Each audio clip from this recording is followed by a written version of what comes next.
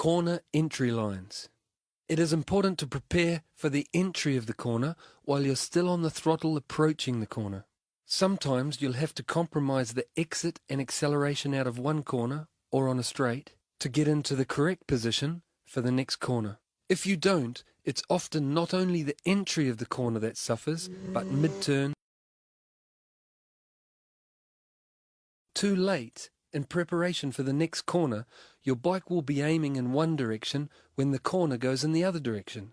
This asks too much of the front tyre and puts you in a risky situation. Advanced. On double apex corners, it's an advantage to enter even hotter but still on a closed throttle.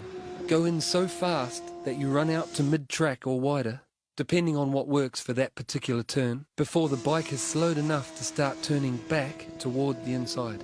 It takes balls to run it in that hot, but when the bike starts turning back, it comes back on a better line for the exit.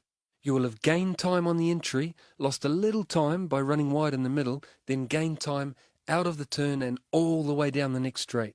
Overall, you've smoked the guy who just rode around the turn. Corner Entry General Guide. Rider A.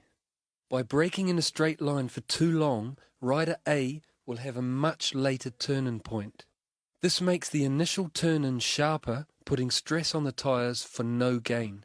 It also results in having to slow down too much to get to the corner. So Rider A will not be able to use turning on a closed throttle, and will have to get back on the throttle to get to the corner. And opening the throttle takes away the optimum turning circle of the bike. So Rider A does not utilize the available side grip of the front tyre while braking at a slight angle or turning on a closed throttle. Rider A will easily be overtaken by Rider B on entry. Rider A makes the corner much longer than it needs to be by spending longer on full lean. Remember, the straight's longer, corner's shorter rule. Rider B. Starting from the outside of the track, Rider B brakes in a straight line, then when the time is right, brakes at a slight angle and lean toward the corner. Rider B can brake just as hard using this line as Rider A can in a straight line. Even though total maximum braking distance is the same for both riders, Rider B can brake slightly later because he has moved his brake release point and turn-in point closer to the corner. Also, Rider B doesn't have to slow as much, can release the brake at a higher speed, and still make the apex, turning with a closed throttle, because the bike is on a better angle for the corner. The distance from the brake release point to the center of the corner is far shorter, so takes less time. Finally, the corner is shorter and there is less time on full lean, so less risk. Remember the straight's longer, corner shorter rule. Optimum turn-in point. The aim is to keep a constant level of pressure close to the limit on the tyres all the way into and through a turn.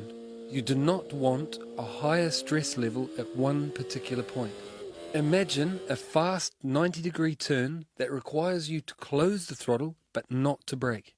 If you turn in too early, you make the corner tighter in the middle, therefore loading up the front tyre more than necessary at that point.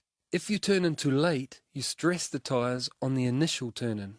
The optimum turn-in point is between those two extremes, putting the same load on the tyres all the way into and through the turn. If there isn't a high stress point, there is no one particular area the tyre will let go.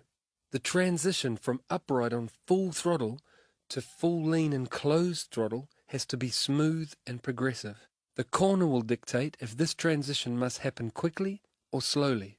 The throttle position, the lean angle and the turn all work together to keep the pressure on the tyres even. Remember, the throttle position is directly connected to the lean angle of the bike.